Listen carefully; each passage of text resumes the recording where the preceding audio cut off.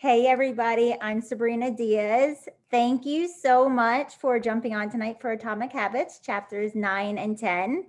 These two chapters are phenomenal, and I'm going to try to get through these chapters without taking up too much time so we can open it up for questions. But there's some things that I really wanted to address right off the bat. In chapter 9, the chapter is called The Role of Family and Friends in Shaping Your Habits. I love this chapter. This chapter speaks so much to me. It starts off with a father. He wanted to do kind of like an experiment. He taught his children how to play chess. He wanted to see if you can develop it or if it had to come naturally. And he says a genius is not born, but is educated and trained. And so he developed an entire environment to raise his daughters in. He changed the pictures on the walls. He changed what they talked about. He changed everything about their environment. And they grew in this home to not only love chess, but to master it. And one daughter was actually better than the next. So his first daughter was great. His next daughter was even better. And then his third daughter was actually known as a master. And he had created that environment by just how he raised his children. So that goes into what he says on the bottom of page 114. Whatever habits are normal in your culture are among the most attractive behaviors you'll find. And he normalized the love of chess, which in turn they learned to normalize it, and not only normalize, but love it. So it never seemed like a job to them. It never seemed like a burden to them. They learned to just love and go with it, and they became a master of their environments. So I thought that was really cool how he transitioned them into masters of his own sport. But he also says on page 115, and I love this, and this is one of my questions for later, but he says, we don't choose our earliest habits, we imitate them. We follow the script handed down by friends and family, our church, our school, our local community, and society at large. So one of my questions later it stems from your childhood, but that spoke so loudly to me. If you set your kids up for success at a young age, if you're teaching them healthy guidelines, healthy boundaries, you show them hardworking parents. Women are not supposed to just sit on the sidelines. They are hardworking women now, and little girls need to see that. And I love that my daughter not only gets to see me do that, but sees on the screen more women working the work field, but from home, and still picking up where, we're needed as being mothers, but also bringing in an income as well. And fathers too, working from home and being on social media. It is definitely a great thing for them to see. And it's developing healthier habits for the future. He moves into on page 116, he talks about different imitations. And he says there's the close, there's the many, and then there's the powerful. I didn't understand that at first until he broke that down. But check this out. He says the close, we pick up habits from people around us. So you are who you are with. If you surround yourself with successful people, you're more than likely going to be successful. If you surround yourself, let's just say if you have zero desire to become a baker, you're probably not going to be surrounding yourself with other bakers. You're going to surround yourself with people that attract what you love. So surround yourself with those people and you will grow even stronger and higher and be more successful in that field. He says, our friends and family provide a sort of invisible peer pressure that pulls us in their direction. One study, this is really cool. One study found that the higher your best friend's IQ at age 11 or 12, the higher your IQ would be at age 15. That's mind-blowing. I need to get my kids some really good friends right now. Like that was mind-blowing that you're being molded at such a young age by your peers. And that's a huge percentage. He also says on 117, if you surround yourself by fit people, you're more likely to consider working out. If you normalize your expectations, it's more normalized. If you want to go to the gym, if you want to work out, go to the gym and find gym friends. Those are the people you want to surround yourself with. So I love what he says. He also says on page 117, join a culture where 1, your desired behavior is the normal behavior, and 2, you already have something in common with the group. So when we go into Facebook and we're going into different groups to try to interact with more people, it's way easier to go into a group. I love going into holistic groups. I love going into fitness groups. I love going into gluten and dairy-free groups because that attracts my attention. And I am more likely to engage and build those relationships with those people because we have something to talk about. So that's a really cool thing to keep on the back burner. And nothing sustains motivation better than belonging to the tribe. And I think that's why our teams in Plexus are so successful, because we are high-powered, motivated, healthy individuals that support and lift each other up. So that is such a huge habit to have and to keep building. And this is why remaining part of a group after achieving a goal is crucial to maintaining your habits. It's friendships and community that embed new identity and help behaviors last over the long run. It's staying close with the people who got you to where you are and continuing to grow, even if you are at your quote unquote top. There's still room to grow, and continue to surround yourself with those people. Then he goes into imitating the many, and he put up 2 cards. And it was distinctly shown that there was 1 line on one card and 3 lines on the other. And he said, which line on card A equals with card B? He brought in a bunch of actors that came into this classroom and basically made false answers to say that line A matched with card 1, even though it didn't. But the people started to doubt themselves, and they didn't want to come off as stupid or not knowing what they were talking. So they ended up agreeing with the wrong answers just so they didn't go out of place. So I think that speaks so loudly in third-party validation, because massive amounts of people, or when you have more than one person saying the same thing, you are going to follow the crowd. You don't want to go against the tides. You want to go with the pattern. So that third-party validation is key in our business. So I loved how he brought that up. And then he says, when changing your habits means challenging the tribe, change is unattractive. When changing your habits mean fitting in with the tribe, change is very attractive. It just feels right. Going into imitating the powerful. This is one of my favorites because I have several powerful people that I love to listen to and follow. And he says, we are drawn to behaviors that earn us respect, approval, admiration, and status. We imitate people we envy. So if you're looking for your person, I had my team tell me, who is your person? Because on your roughest days, you need to think in the back of your head, what would that person do in this situation? They're successful for a reason. Why? Because they overcame the hard stuff. And this is how you are going to push yourself further, is you are going to imitate that person. Even if it's just for the day, you need to put yourself in their shoes and use their strength that they have just for that day. And he says, we are continually wondering what others will think of me and altering our behavior based on the answer. So always go back to when you're feeling not so confident in that moment, what that confident person or what that successful person would do. And you're more than likely to come up with the answers that they would have said and come off way more confident than you feel. So that was a lot, but moving into chapter 10, if you thought that chapter was amazing, this one's even better. This one, how to find and fix causes of your bad habits. There's a lot to be said in this chapter.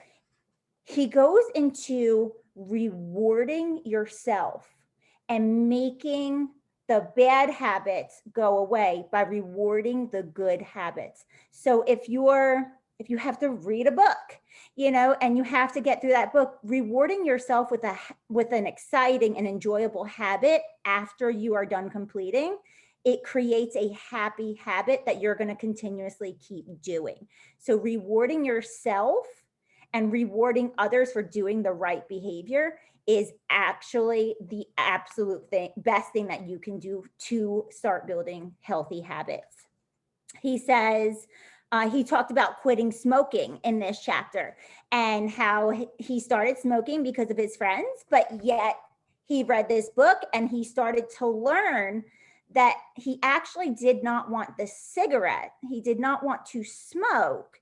He wanted to feel the outcome, the relief, the stress relief of what he was doing. So it had nothing to do with the action he was doing. It's what he got at the end of it, the satisfaction of the habit that he was doing. So he said, you just take out that bad behavior in the middle and still figure out something to get that healthy reward at the end without doing that bad habit. And that's what we're learning in this chapter. It's rewiring our neural pathways to figure out healthy habits to get the reward. And it's actually quite easy. It takes work. Everything takes work, but the way he breaks it down, it's a really simple process. He says, page 127, a craving is just a specific manifestation of a deeper underlying motive. At a deep level, you simply want to reduce uncertainty and relieve anxiety to win social acceptance and approval to achieve status. So you're willing to do whatever it takes to get that comfort feeling, even if it's the wrong way.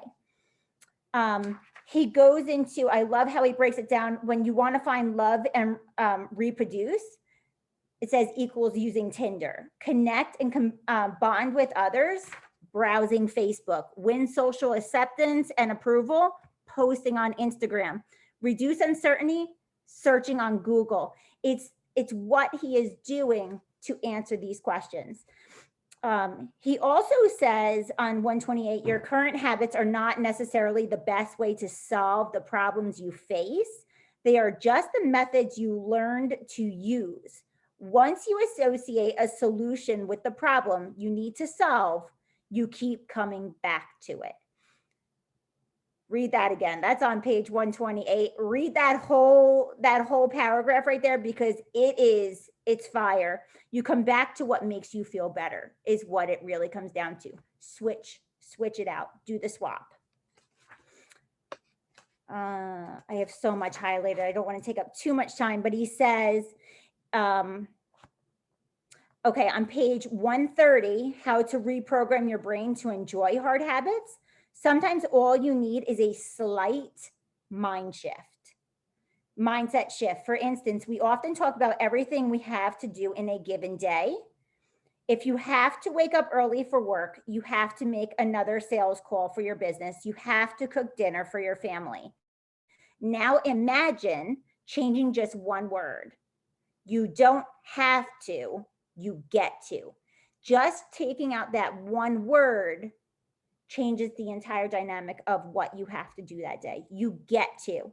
And then he goes into a story about a man. He says, I once heard a story about a man in a wheelchair. When I asked how difficult being confined, he responded, I'm not confined to my wheelchair. I am liberated by it. Because without having that wheelchair, he would not be able to get around. So he's liberated. So it's actually a gift. But he goes into so many different things with finances and meditation and pregame jitters. But I want to open it up. I have some questions that I want to ask to kind of open up the night. And my first question is, give an example of a habit from your childhood that has set you up for success in your business.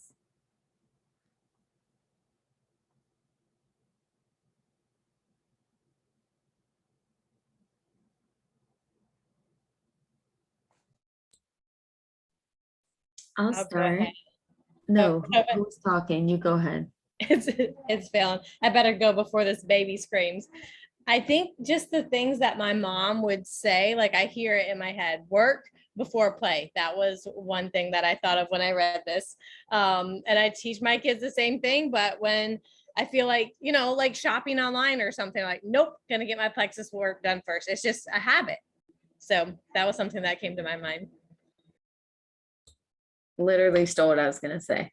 Mom always made us do our homework first, everything first. Like, I don't care, you have to do it first. So yeah, I'll do that. I'll line up what I want to do with, no, my IPA is not done yet. I got one.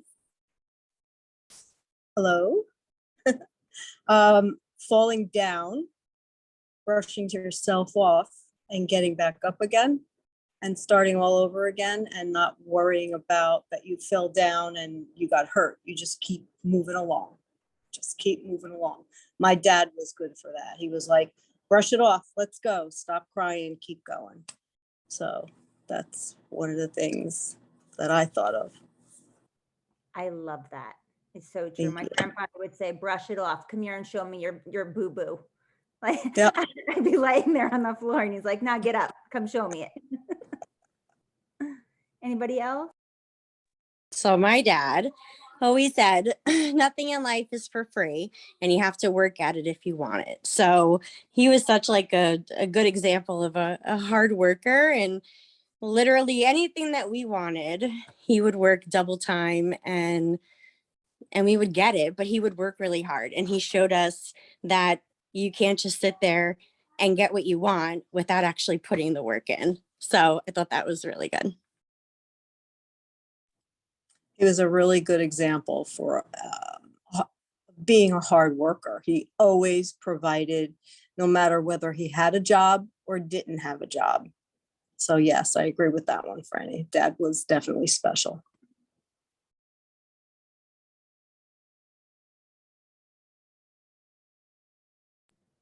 I had the beauty growing up to see two hardworking parents, and they would work because we couldn't afford childcare. So they would work off shifts.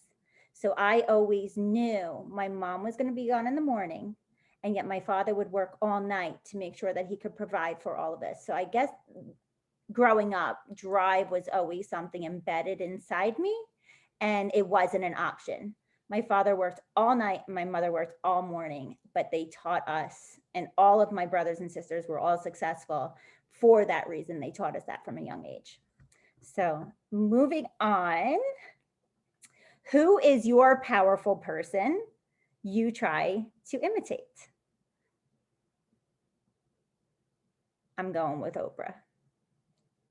She's my person. If you know her backstory, you know why. That woman, she's an amazing person, and she had everything stacked against her and she still beat the odds. So she's my person. Anybody else have a power person?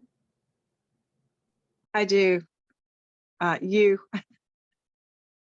You were my power person. I'm learning so much from you. I talk to you almost on a daily, and you have really, you've just been incredible for me. So thank you. That is incredibly humbling. Thank you for that, Leslie. And I love you so, so much. Anybody else have? I definitely, my whole entire, wow. I have like something in my throat.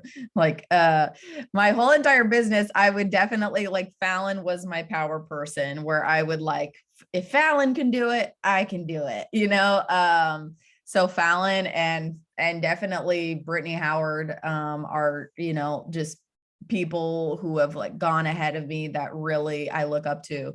Brittany, we have similar backgrounds, so I always I'm like, yeah, Brittany can do it, I can do it, and so I think it's cool because we're in a culture and environment where we have people who've gone ahead of us that we can directly look up to, that we can meet, and then you meet them in real life and it solidifies that, so it's cool to have those like people to be surrounded by.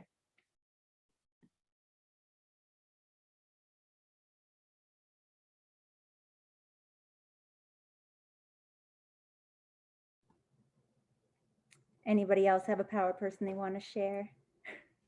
If not, we'll move on.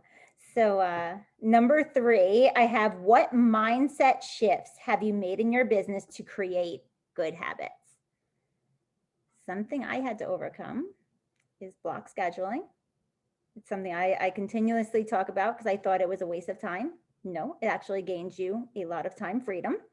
So I had to humble myself, and that is the absolute truth.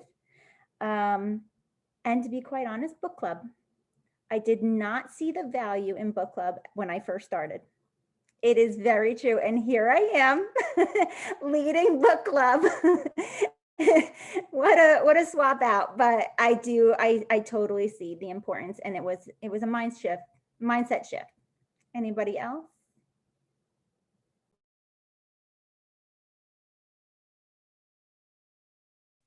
Mine probably would be after at convention and after convention. I don't know if I could even pinpoint it, to be honest with you, but something shifted.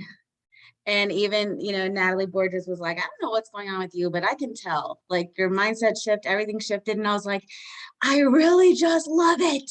And like, it was just like this whole shift. And I would agree with that too. Like, I messaged Val and was like, what should I watch, from your video? She's like, anything that's like, from these many years ago. And the things she said in there were things that I was going through, and her being like, don't give up ever. That's dumb. And I was like, yeah, I needed somebody to tell me that. Like, that's dumb to give up. And just like, I was following too closely the points. Like, I was just so focused on these little things that I couldn't control. And so focusing what I could control and being consistent in those was like my big mindset thing. Like, I'm not going to be able to control every little thing, but if I can be a master what I can control, everything's going to fall into place. So I've really just enjoying the journey, and controlling what I can control helped me a lot. I think for me, and I'm not sure if this answers it, but making the decision for other people, like I would see people on my list or whatever, and I'd be like, no, they probably would never do this with me. They probably would never want these products. And then I wouldn't reach out. So just shifting to say, like, you never know who's going to need it. Like, reach out to everybody, because you never know who will need this business, who will need these products. So that's how I have shifted my mindset. I think for me, one of the biggest mindset shifts that has brought a lot of fruit to my business is follow-ups. I used to think I was being the most annoying person by following up with people as much as I was. And really, I have changed my mindset to, there is power in follow-up. And actually, I'm proving myself to be a good accountability partner to these people through my follow-ups with them. And so that mindset shift really changed the trajectory of my business and has brought me a lot of fruit. And so that was probably one of my most powerful mindset shifts. I would say mine is cold messaging. That was like the biggest shift that happened in the beginning of my business. I just wanted everyone to come to me. I wanted everyone to see my post and just message me. And I couldn't get myself to like actually just cold message people. And man, it's been so amazing to see the amount of connections I've been able to have because I have cold messaged, and just obviously finding out what people are going through and like their health issues. And it really just the more I did it and the more that happened, I was just so amazed and like couldn't believe that, like, if I had not messaged this person, like I would not know this deep need they have. So kind of like what Arena was saying, but cold messaging was like the hardest thing for me to get over in the beginning of my business. And I think for me, it took me a while to just get comfortable with it. And now I just like, it doesn't bother me at all, So I think that's like the biggest shift that's happened. I'm with Sabrina on like just scheduling and time management. I time block, and I was resistant to that for a long time because I am literally like the most spontaneous person. I've been known to say spontaneity is my love language. Like I just want to wing it. I just want to like be free, do whatever I want. But I found that scheduling my time, sorry, my dog is being so needy. I'm sorry. Scheduling my time gave me more freedom. I thought it was going to be freedom restricting, but it gave me more freedom, and it gave me more presence and to enjoy where I was when I was there without thinking like, when am I going to work that in? And so that was the best shift. And I still can't believe how I manage my time. I'm still daily shook that I'm this person now. It's great. And the We're so mental proud care- of you, Natalie. Go ahead, Tova. I said, we're so proud of you, Natalie. Leslie and I were talking about this the other day, and I think mindset stuff, there's big ones we can think of, but I think a lot of little ones can get away from us. And I don't know if you've ever written out pain points before, but I'm going through the process of writing out these things about get to, have to. And Leslie and I the other day, I worked EMS for years and she worked UPS for years. So we're out in the elements. And we're like, we get to do our job inside, not in the rain. We get to do our job where there's air conditioning, like these little things that we are so quick to forget when we're like, oh, we got to go do X, Y, and Z. Like take the time to write them out and just leave a sticky note out for yourself that like we get to get out of bed. There's people with chronic illnesses, not on plexus, that have trouble getting out of bed versus, oh, I have to wake up early. That's what Natalie is going to text me at 6 a.m. You get to wake up. Leave me alone. And then there was one other thing I was going to tell you guys. Oh yeah, it's off topic, but this story sticks with me with what Lorena said. Lori Welch didn't reach out to one of her cousins for like 5 or 6 years. She just assumed her cousin didn't want it, Lori Welch. And the cousin finally came to her and divulged all these health problems they were having that Lori knew nothing about. And they got her on plexus and she felt a lot better. And Lori's like, I feel so like ashamed and guilty that like I made that assumption for her, and she suffered unnecessarily for several years when I was signing up hundreds of people. So like you really never know. That is so true. And I have one more question and then we'll wrap it up. What motivational rituals would you like to implement to create joy within your business? Okay. I was like, I'm going to try to say something. I wanted to make sure no one else was talking. So kind of touching on the last question and this question was, I think one of the big things that a lot of people end up missing, and one of the things that kept me stuck at Sapphire for so long, was belief. And did I really believe that I was, worthy or could be there? Did I really believe enough to take the action to make that happen?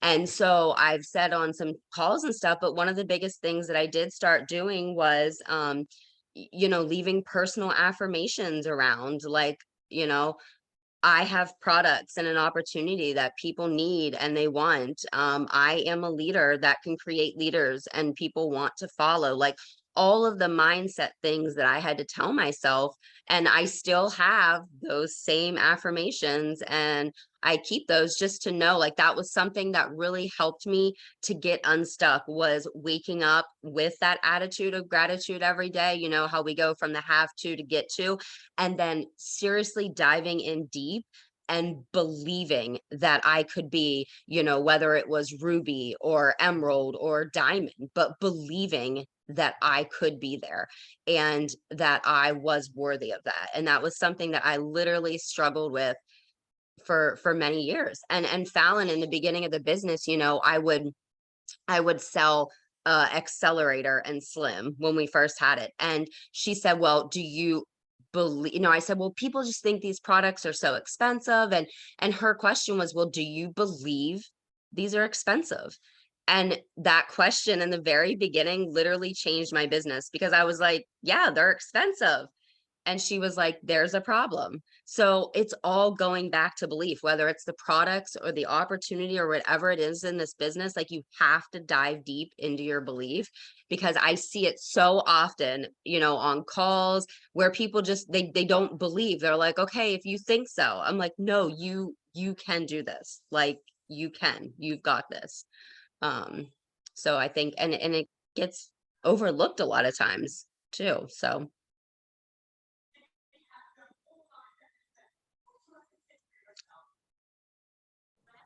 I love that, Tiffany. I also do the same thing with prayer in the morning and reflection.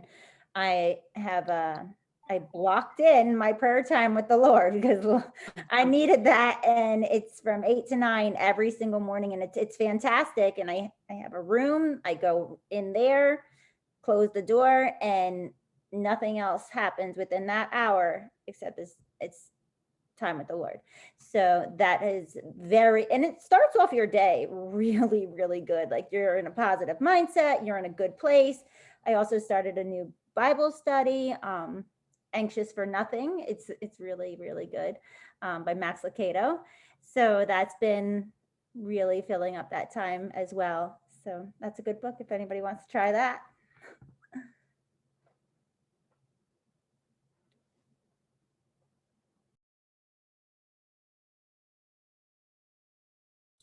I am going to try to create some of the stuff he talked about with like sports players do, like before they take, we've all seen it, before they take a free throw, they're going to like bounce it 3 times or something. It's just the neural pathways and the repetition to do what he said. What did he say? It's like trigger that craving or whatever. And he said it doesn't even have to do with like working plexus or something. His body began to associate when he put his headphones in, that's he wrote at that time. Thus, he started becoming more creative when his body felt his headphones in. So I was like, I'm gonna figure this out. I'm not sure what. I'm gonna have like special hat I wear when I sit down to do my IPA, or a scarf. I don't know. I'm gonna figure something out and I'll keep you posted. But there's something to this. I will let you know, Natalie. I first of all, I love that. I have done like in promotion months, like I have worn a specific necklace all month and earrings, like weird stuff like that. I'm kind of like, but I don't know, it just like would put me in the zone, right? Like, or a specific color. But something I don't know why I was forgetting this. I have had a ritual my entire business, and it's been, I listened to, and y'all know this, I've listened to I Can Handle It by Stephen Furtick. It's like a 3-minute motivational song. And I have primed my brain with that for the past 6 years, and I literally still listen to it. I'll go like, a month or two, now years later, I'll go like a month or two without listening to it. But sure enough, I'll be like, I will listen to it again and I will get back into the groove. And anytime I start to feel like defeated or something is happening, I will start listening to that song again. And it puts me into this like victory mindset. Like I'm like, I can handle anything. It's like 4 minutes and I have every single word memorized. Like I could recite it to you right now. I could like monologue it. So that has been like a ritual, and it has served me. It has served me. So yeah. And I feel like athletes have it like, because they play games in different places or compete in a new environment. And I feel like it would help us, like we're on vacation, it's work time, we do our scarf, we do our Stephen Furtick thing, like we trigger our brain, it's work time. So the first time I read this book, they had talked about how like when you need to do something, place it with something else, right? Something that you enjoy. And I read over it and I was like, okay, like I'm going to start doing it. And I've actually been more consistent with this, and you guys are going to laugh, but I really like Spanish music. Like it pumps me up. I love listening to all kinds of stuff like Juanes, and there's so many more. So literally every time I do my IPA, I just put in my Spanish music. Sometimes it's like Backstreet Boys, not gonna lie. But it pumps me up and I get through all of my IPA. So that's something that I do. And Tiffany's probably going to make fun of me, but it works.